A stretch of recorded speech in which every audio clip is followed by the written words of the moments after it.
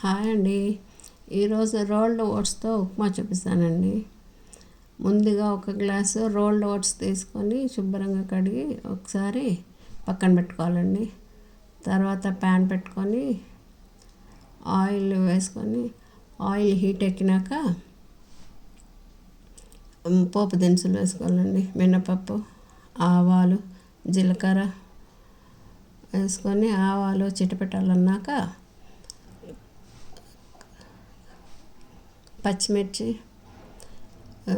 Cut చేసుకున్నాక carrot, ఉల్లిపాయలు, బంగాళదుంప అన్నీ వేసి బాగా కలుపుకొని మూత పెట్టి ఒక్క 2 నిమిషాలు మగ్గనివ్వాలండి. మగ్గినాక మళ్ళీ తీసి మళ్ళీ ఒకసారి మూత తీసి బాగా కలిపి మళ్ళీ ఒక్క 2 నిమిషాలు పెట్టాలండి. పెట్టినాక వాటర్ పోసుకోవాలి. ఒక్క గ్లాసు ఓట్స్కి 3 గ్లాసుల వాటర్ పోయాలండి, సరిపోద్ది.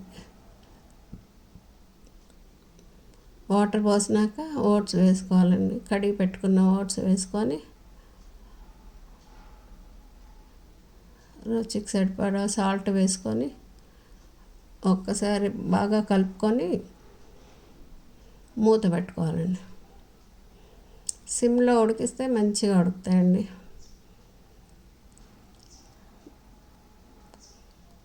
మధ్యలో ఒక్కసారి తీసి మంచిగా కలియబెట్టి మూత పెట్టుకోవాలండి. మళ్ళీ అంతే.